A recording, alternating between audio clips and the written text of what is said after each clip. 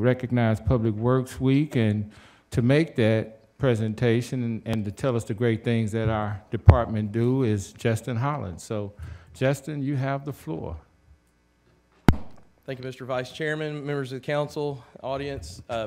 So once a year, we get an opportunity to recognize the great work that our staff do in protecting the city's infrastructure, maintaining the city's infrastructure, and building out the city's infrastructure, and all the work that we do. We do things that in public works that most of the time that go unnoticed.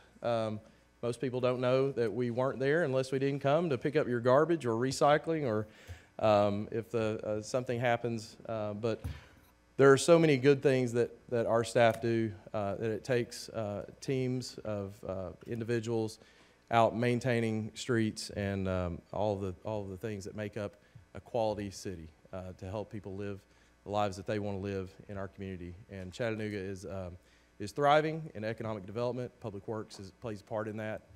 Public Works supports and is supported by all the other departments: the police department, the fire department, economic development, city attorney's office, IT, and many others. And we appreciate the council's support in maintaining the city's infrastructure as an important part and recognizing that it is an important part to a great city.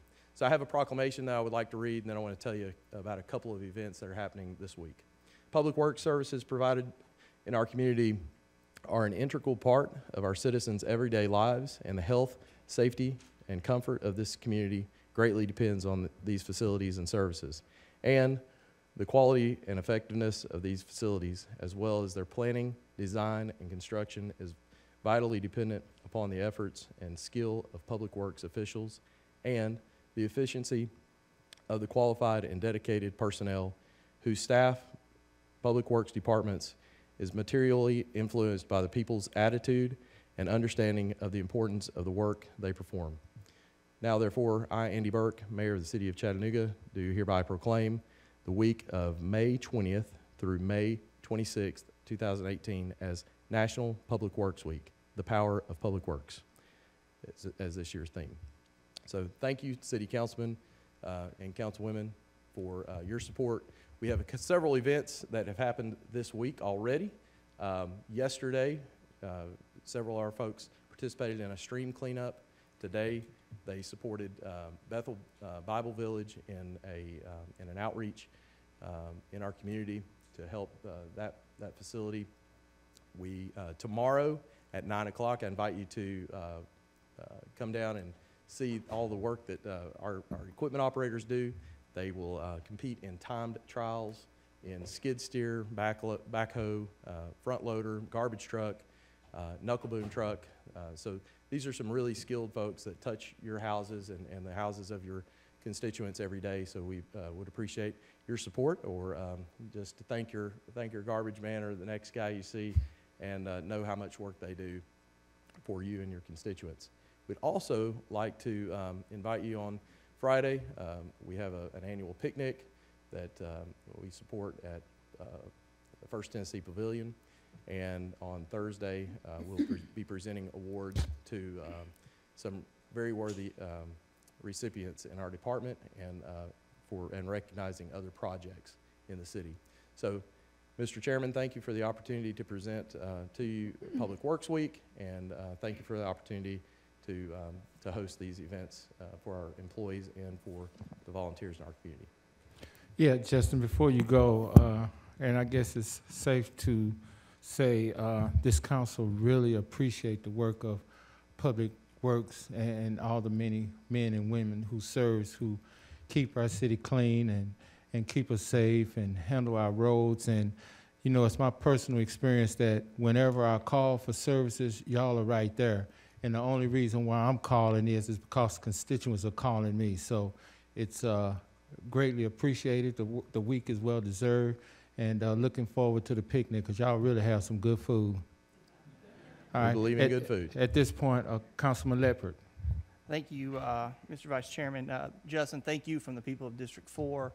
I've seen a tremendous improvement, I think, in the last year since I've been in office.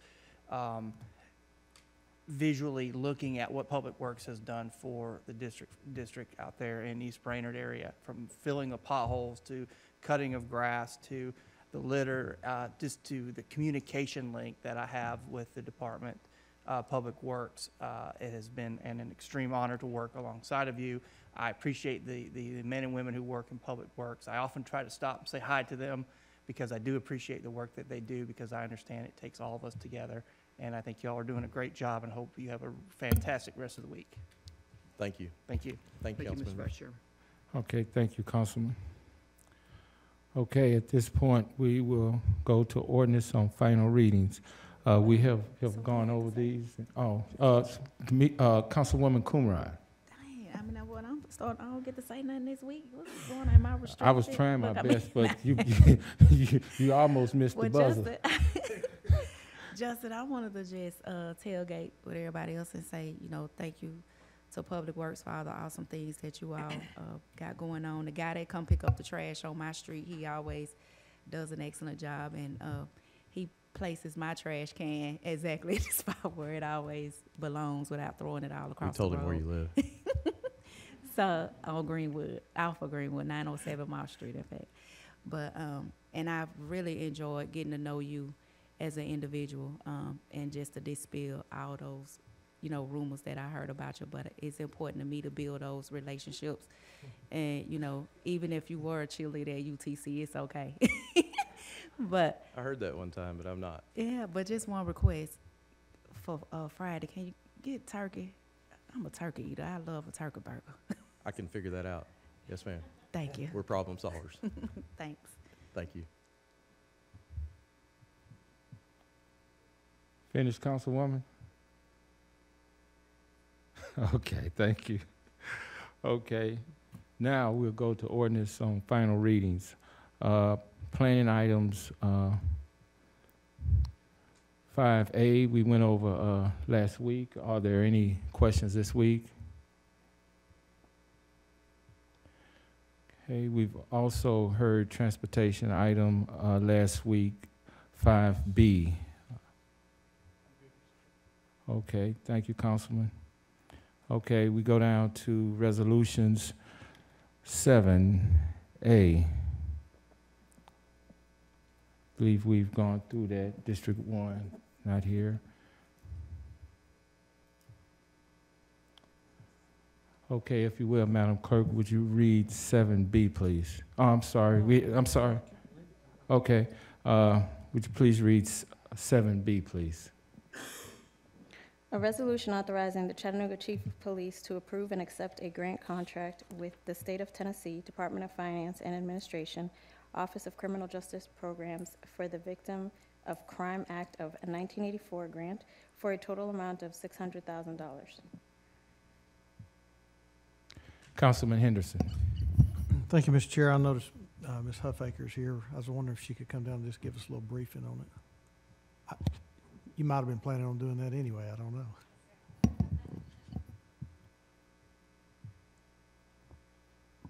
Hi, everyone. Thank you for having us.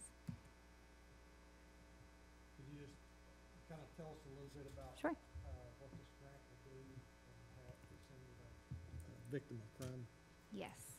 So the VOCA funding is a 3-year grant initially, and then every 3 years we can go to essentially re-up or reapply for it. So it's $200,000 for every single year. The current funding for 2 of our advocates under the Project Safe Neighborhoods grant has expired, and we will finish our final report on that in June if Officer Russ hasn't already done it. We've already done it. So that grant has expired, and so this funding will go to stabilize those 2 positions that currently exist in our department with the addition of a 3rd staff member. So we will be able to build and capacity build in our services to serve victims of crime in the city of Chattanooga. So the VOCA funding goes to serve any victim of crime, whereas the PSN was very specific to gun violence. So this actually will allow us to expand to certain victims of crime that might not necessarily be addressed with the same intensive case management focus that we've been providing for the last 2 years at the department. So this is specifically, this money is specifically for case, I guess, personnel, case management? Yes, sir. Mm-hmm. Yes, for the 2 existing ones. So it will keep our 2 existing ones that we have, Kristen and Jessica, and then expand to a 3rd staff member who the eventual goal is, or the intended goal, my desire, is to have somebody that's bilingual in Spanish and English, because we do want to make sure that we're providing services to somebody in their primary language. Okay, thank you, Councilwoman Kumar. You have any questions? Are you good? Okay. Thank you. Okay, I believe we've gone over the next 2 public works item, item number C, and D. I know I have no questions with D. Any questions or responses? Okay, now we move to transportation item E. Any? Okay, that was from last week, so if there's no further discussion, we'll move down to youth and family development. F. Would you please read that, Madam Clerk, please?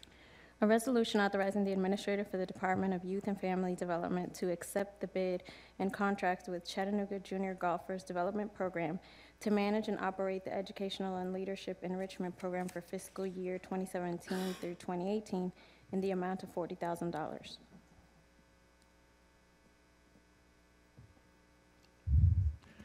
Councilman Henderson.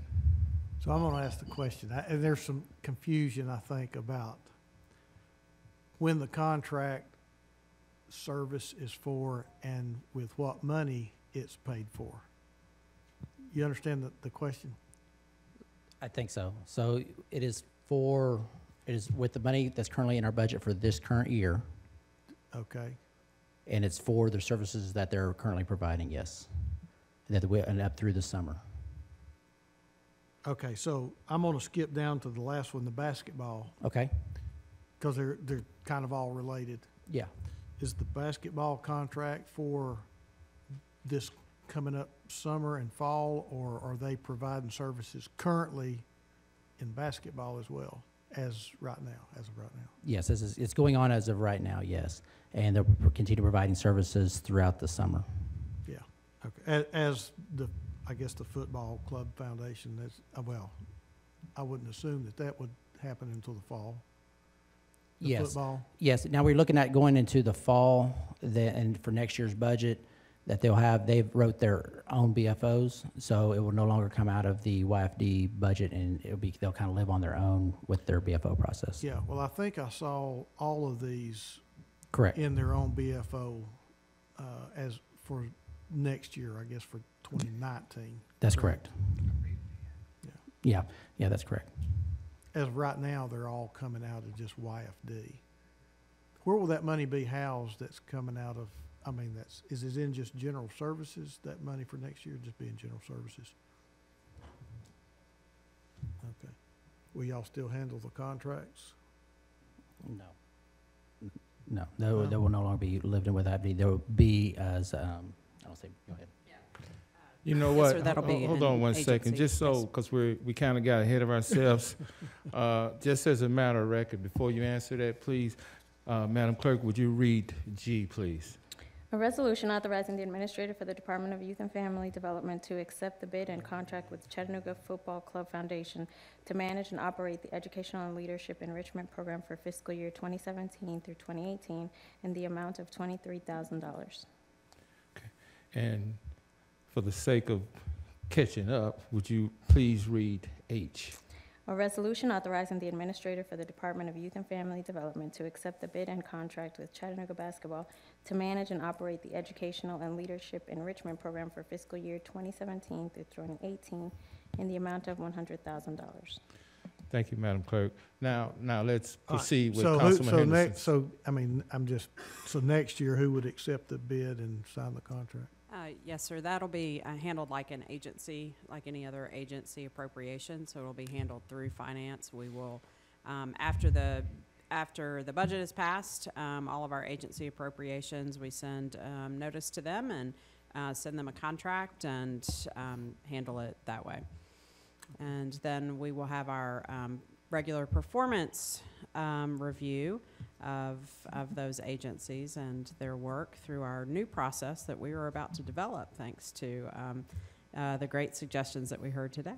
So was there a reason for taking all of this out of YFD?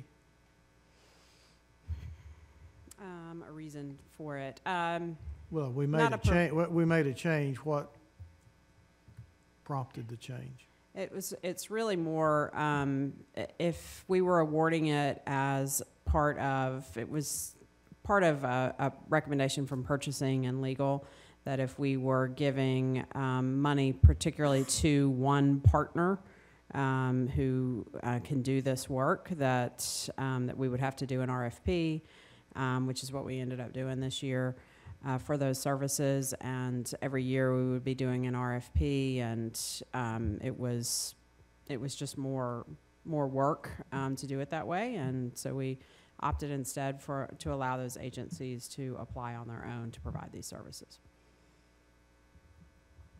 Okay, so the RFP is the application process for the budget, essentially. That's right.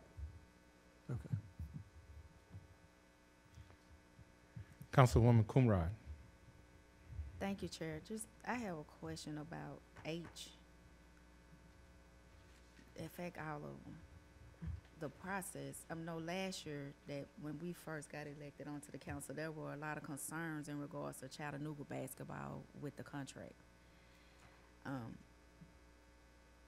And for some reason, I'm glad Greta is here, because a lot of those questions were aimed at the fact that her girls play AAU, and they was thinking she was a part of Chattanooga basketball, but they don't play with Chattanooga basketball.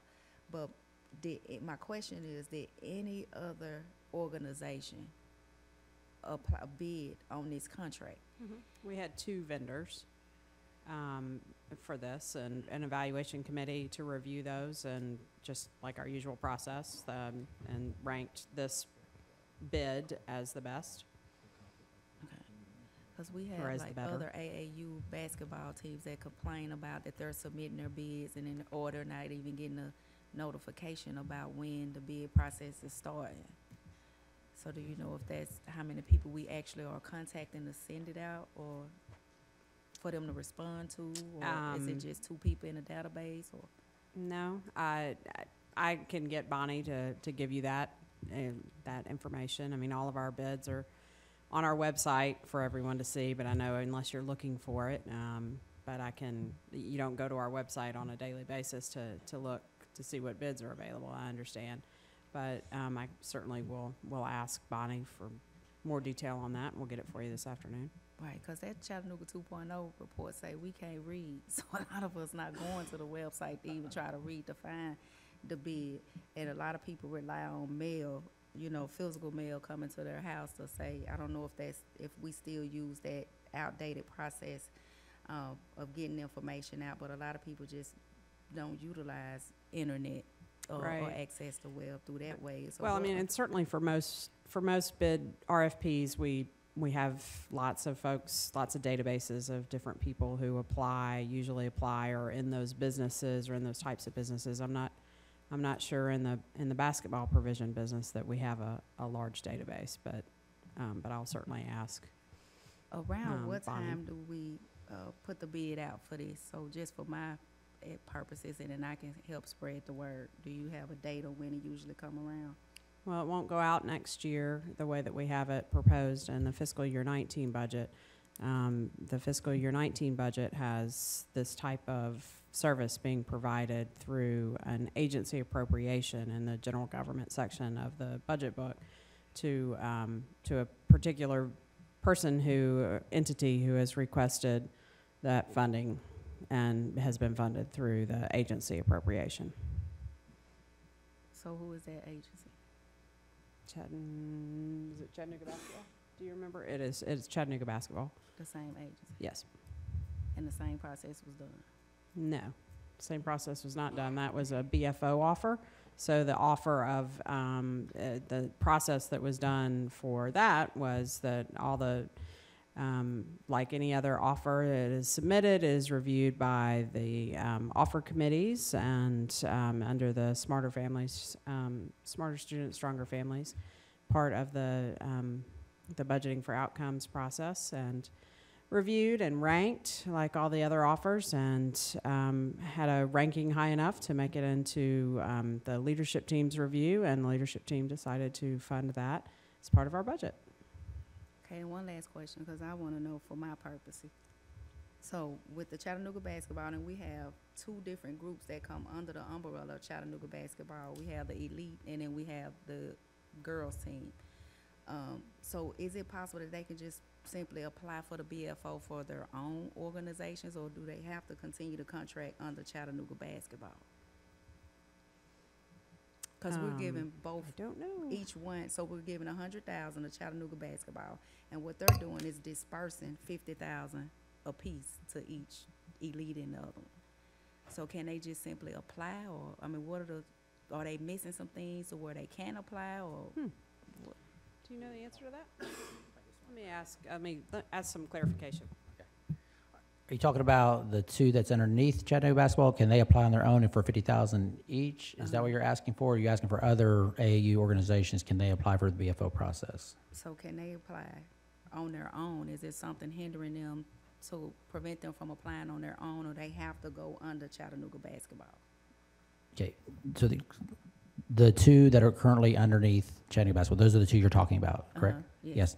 That's just the way it was arranged in the past. If they could apply either however they want to. The BFO process is open to anybody, and anybody can apply however they want to. It seems to me that they came together to make their bid stronger and their BFO offer stronger, so that's why they came together. But if they wanted to break apart and apply, they can, or any AAU organization can apply next year for the BFO process. Okay. All right. Thank you. That's all I want to know. Councilman Byrd. Thank you, Chair. Jason, it's just so many times when we're having these conversations, it seems like once again, we're beating up, or, it's like a back and forth. I mean, I guess this is how you deliberate to get the answers that you need. Definitely, our constituents, I know you remember last year how so many people had gripes and was trying to understand why these certain groups always get the same contracts, or get certain, seem like they get certain leeway when it comes to these contracts. And then we even had a thing where we wanted zip codes to see if we're funding these groups, where the kids coming from that are getting funded. Are we funding Chattanooga City kids, or are we funding Georgia kids? Are we funding, who's getting the most impact from these programs that we're spending city dollars to fund? So it's definitely not a go against what you're doing and how the program is going, but it's just the fact that our constituents, when we get back and they see that once again we've said these funds are going to $100,000 of Chattanooga taxpayers' money is going to Chattanooga basketball, and you have half the kids, or the majority of the kids, don't even live in Chattanooga. And then they have a problem with that, or they come to us and complain about it, and they say, hey, pull the zip codes, get the information. And just now in the budgeting session, that's one thing we was talking about, outcomes and project and how things are judged, and we never get those outcomes. And that becomes an issue when it comes to appropriating this money for people. We did a meeting here on one Thursday. We was talking about VRI, but so many different groups showed up saying that they wanted to solicit money from the city, or solicit might not be a good word, but get money from the city to help fund their programs. And you would be surprised at what $20,000 can do for people who have 30 and 20 kids throughout the city. And it's just like, I know it would have had more than 2 people try to show up for this bid. I know it would have been hundreds, or not hundreds, but lots of organizations trying to get it. Back again to marketing. How are we promoting that these bids are going out? So we get back into that situation again. So I don't know. That's it becomes a problem, and now we sitting here having this conversation again. Did we ever find a situation where we got zip codes or anything to who these people fund or the kids that are being most impacted by these funds that are coming from the Chattanooga city? Yes, I know that Coach Jennings has that. He got that information, so I make sure that gets on to you as well. Thank you, sir. And I would like to know for, like, even all three of them, if we can, not just the Chattanooga basketball, but just, I would like to know the zip codes or the kids or the people that are being serviced by this money that are coming from our taxpayers, if you can do that for me. Okay. Thank you, sir. Mr. Chair, Yes. Ms. Woodard must have heard us talking about her, and she appeared. So she's here and can answer some of those questions that were asked about how many people applied, et cetera, how many bids we received. No, that's fine. I saw the light bulb go off when she was back there listening to this conversation. So, Ms. Woodard, would you please? Of course. So in general, what would have applied to all three of these RFP processes would be the same as we apply to all of our public processes, which is, of course, the solicitation's publicly posted with all the information that a vendor would need. We also ask the owner department, in this case YFD, if it has any recommended vendors to directly send the solicitation to. It's not something that we have to do, but obviously we recognize the value that you're speaking of to letting them know. The department also has the ability on its own to let vendors know, but we would have to look in the specific file to know who it was sent to. But for the AAU specifically, there were 2 responses.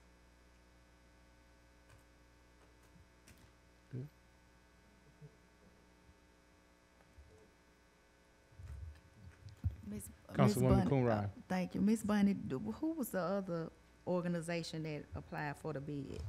I believe the name was Task J, being an acronym. It was all capital. Can we see those proposals from Chattanooga Basketball and Task J?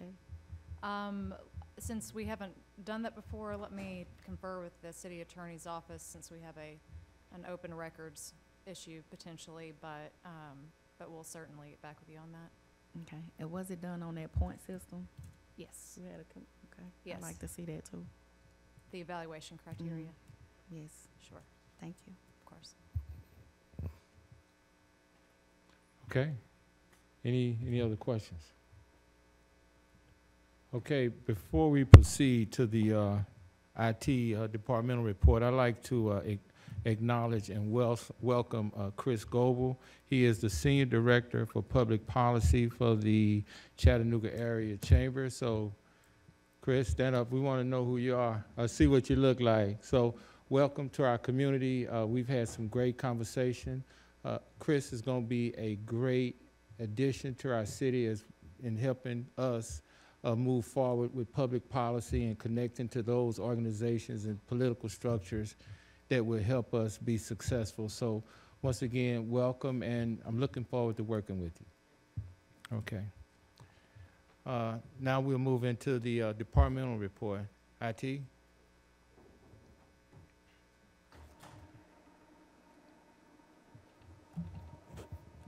We meet again. Rather than bore you with a bunch of stuff behind the scenes that you guys probably don't even really care about, we decided that we'll give you something a little tangible this time, this go around for the report. And one of the things that the department has actually developed, and we developed an application for the police department for their Take Me Home program. And to demonstrate that application for you, I've brought along one of our best folks here. This is Miss Corinne Sapp. She is one of our project managers, and she will take it from here. Hi, good afternoon. This is Sergeant Holloman. He's here with me as well. He's helped me with this program. He works for the Juvenile Missing Persons Unit. We wanted to share with you the Take Me Home program and give you a little idea of what it's about, because it's been in the news.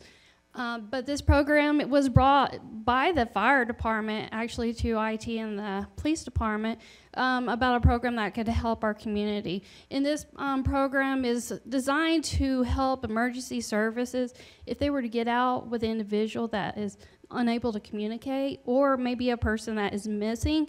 Emergency services is able to search based on physical description to get a lineup of who might be in front of them to get emergency contact and bring them back. To give you a little more insight in the program, we'd like to share a video with you.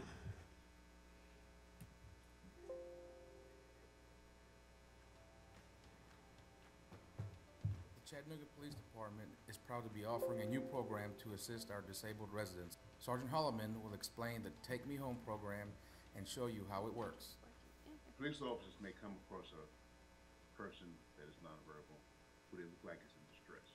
If the person is unable to communicate properly, unable to tell you their address, their name, what we're trying to do with the Take Me Home project is to eliminate some. This database will have a photo, telephone number, address of that particular person that's in the system. Families will be able to voluntarily enter their loved ones with special needs, whether it be autism, Alzheimer's, dementia, or any other kind of special needs. When the officer comes across a person that's nonverbal, they'll be able to cross-reference this database, pull up their information, and get that person safely. Let's take a quick look at how to enroll in the Take Me Home program today. Enrollment can be done on any device that can access the internet. Go to tmh.chattanooga.gov. If you do not have access to a computer, please call the Chattanooga Police Department Juvenile Missing Persons Unit at 423-643-7695 to enroll. And of course, you are welcome to visit the Family Justice Center to enroll in person. There are 5 steps to the process of enrolling someone into the Take Me Home program. First, enter the enrollee's personal information. Second, enter the enrollee's identifying information. Third, enter the contact information. Fourth, upload a photo for the enrollee. Once all the information has been entered, it can be reviewed for accuracy. Once a person with special needs has been submitted to the Take Me Home program, a notification of approval into the Take Me Home program will be sent to the email that was provided in the enroller profile. Update the enrollee's information anytime. Let's take a look at how to enroll someone special online at tmh.chattanooga.gov. Once you are at the Take Me Home program website, click on the Login button. Since we are first-time users and you will need to create the enroller account, click on Register. On the enroller's registration page, enter the enroller's username, first name and last name, an email address, a password, and confirm the password. Click Register. You will get an email notification that the enroller's registration was successfully submitted. Before logging in to Take Me Home, you will need to confirm your email address. Click on the Login to Our Site button inside the email. Now, let's get logged in and start registering someone special, the enrollee. Enter your username and password. Click on Login. Once logged in, you can read the frequently asked questions, enroll someone, or view all the individuals that have been enrolled using this account. We will now go through the process of enrolling someone. Click on Enroll Someone Now.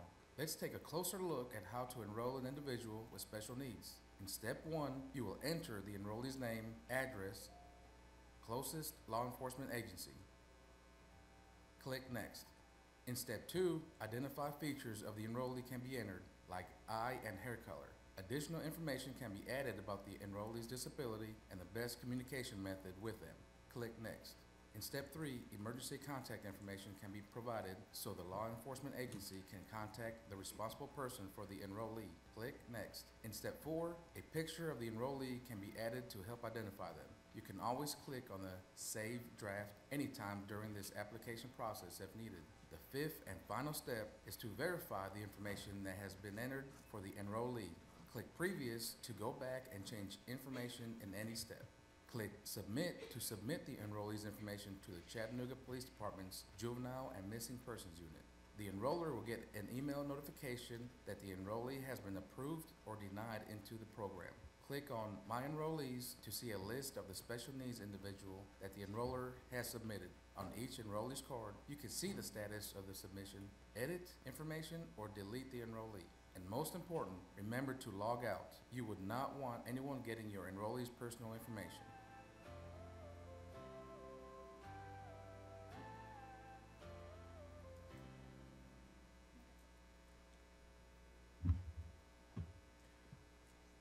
Law enforcement officers are always coming across people who may have problems communicating their whereabouts or where they live based on their disability of some type. Patrol officers now have been had this program on their laptops, and if they come across that person, and if they're entered as an enrollee in the program, they're able to cross-reference him or her in the database. Currently, we have approximately 30 enrollees, which is about a pace for this type of program at this period in time. And our enrollees' ages are from 2 years old to 75. Questions? Councilman Ledford. Thank you, Mr. Chair. This might actually be a question coming from Dr. Burrs, but what steps have the police department had by way of training for dealing with different scenarios that they might encounter? And are those training efforts based on what the current enrollees already, the history of the enrollees you have now? There has been no special training for officers dealing with a special needs person. Officers are trained on how to confront certain individuals at certain times. Just want to take you back a few months back in March where we had the missing 9-year-old who was autistic. Couldn't communicate. Mother walked into a storage unit store and then turned around, her son was gone. This would have been, at the time, we were just in the process of implementing this, and it would have been a great resource for us to have. This is just another tool that officers can use to help locate individuals, just cutting back some of the time. Sure. One more question, if I may, Mr. Chair. Absolutely. And I appreciate what you all are doing. I really do. I think it's fantastic. I'm just trying to get it. I really want to learn more about it. So give me an example of when you think you might need to log on and see if this person is indeed enrolled in the program. Can you give me kind of a scenario without? Let's give you a scenario. Riverbend's coming up. Mm-hmm. Families attend Riverbend all the time with their children, loved ones, crowds. Sometimes kids slip away. Sure. Children with special needs may have problems communicating. Sure. They're nonverbal. Come across a police officer, somebody brings it to the police officer's attention, I found a child, but he's not speaking. Officer then takes him to his patrol car where his laptop is, cross-reference says his laptop and says, okay, this child is part of the Take Me Home program. In the Take Me Home, in the information, the enrollee has already had contact information, what this child's disability is exactly. And from there, we're able to make our calls and contacts as to help us connect that child back with his loved one. Very good. Well, I appreciate the effort and appreciate the hard work that's going into this. And I yield. Thank you very much, Mr. Chair. Thank you, Councilman. Councilman Henderson. Thank you, sir. This is incredible. It's great work. Thank you. I believe it's going to be very helpful in the long run. How many do we anticipate maybe eventually signing up for this? To give you an example, this program started in Pensacola, Mm-hmm. Florida, 20 years ago. And over the 20-year period, granted people come and go, they have maybe between 300 to 500 people in their system. So this database would be shared also nationally? I mean, No, it's No. just local. It's only accessible by the Chattanooga Police Department and Fire Department at this time. And other agencies have come to us and asking how they can jump in on our system. But when you think about it, you get too many people outside of your community, and like if you try to narrow it down to your county, the database is more narrow to search by. okay, so this is something, are we doing with the county as well? Is this a kind of a It is our joint? future plan to get other agencies involved. or, you know, even inspire them to do the same program that we have. Okay, I just wondered how big of an area, in other words, would we maybe collaborate with other areas or agencies? Also, to give you an idea, the people that have enrolled, they're all over Hamilton County. There's a couple from Bradley and North Georgia. A lot of people visit our city, our county, and so if they do get out with our local officials, then they would be able to identify them that way. We have talked to other outside or surrounding counties about this program, and it seems like it would be better to narrow it down to per county doing the same kind of program versus doing it like a statewide or nationwide database. Okay. That answered my question. Thank you. To elaborate on that somewhat, we're also looking in the sense that we developed the code, but we, through open source community, would like to be able to distribute that code to other agencies so they can enjoy themselves. Councilwoman Burrs. Thank you. I'm really proud of what you're doing. And hey, it comes out of the Family Justice Center, so you know they're top notch. How are you guys letting people know that it's out there? Well, it's been all over Facebook, and the police department recently had a week of missing person, and that was a big promotion too. The first day that we debuted this program was at the Chattanooga Autism Conference that was at the Trade Center. So a lot of people really got to see it then, and actually that weekend we almost hit 30 people in that one weekend. So are you planning on doing any more marketing? Yes, we do. And Chattanooga Autism is working with us on that too, since they work closely with other families and organizations in the community to help get them enrolled in this program. Okay, I think it's very important. I think it's a really, really good program. And I'm thinking not just of communication skills. Sometimes you have young children who have no disability but are young children, and sometimes have trouble communicating, particularly at a river bend. Hadn't thought about that, but that's super important. We do a lot of activities in our community, races, downtown, group kind of things. And I hope we don't overlook the marketing because it is so terrific. Thank you. Thank you. Councilman Byrd. Yes, sir. To piggyback off what Councilwoman Burst was just saying, definitely to IT, awesome program. I just get so much since I've been here a year that what the city is not doing and how the city is not servicing the community. If I heard it once, I heard it 1,000 times, but then I see officers and firefighters and people here that have so many amazing programs that people just need to know about. So just reaching out to IT. I know Facebook in marketing, they say you need 7 impressions to get something to stick with someone. I'm pretty sure we have a relationship with billboards and people around here to have these things on billboards or some type of funding, or can we create a city app, you know, when it comes to things like this that people can navigate through to know what's going on when it comes to budgeting, to know when it comes to police department. You can just go through this app and get everybody and give them some type of incentive to download this app and make it, you know, just interesting to be a part of what's going on in the city, because so many people feel disconnected from it. And I know I would love to have my family member be a part of this, you know, just to have that insurance that, hey, if something happened or someone got missing, they would be okay. But just once again, getting the information out is just seeming to be a hard task. Yeah. So. And the mayor's office has offered to help us with that as well. And going along with the app, we do have a link on the police mobile app, so someone can hit the link and automatically enroll their person right there.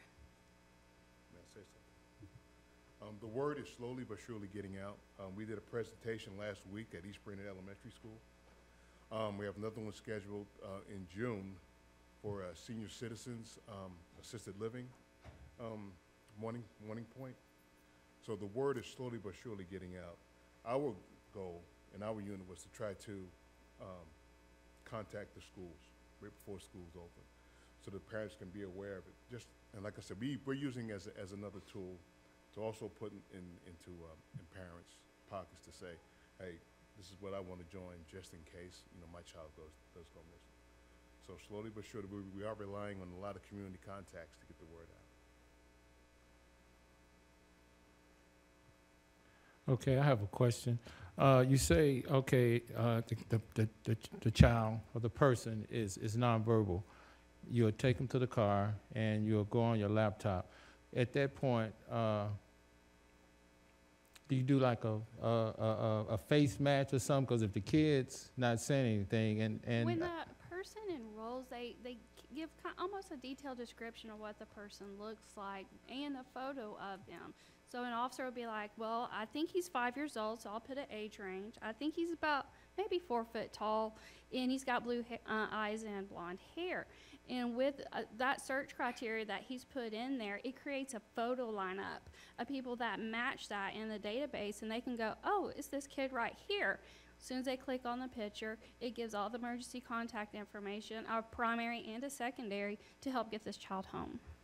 okay, that's great. That's kind of where I was going with this, because if he's nonverbal, he's not going to say Erskine Oglesby and you're going to go in there, you know, like that. So I think that's a real good concept. I've had to deal with that with my son when he was growing up on how to communicate by giving him certain, you know, things where he can show if he ever was in that situation. So I really, really applaud y'all for taking this track, particularly with, you know, kids who are challenged and who are non-communicative.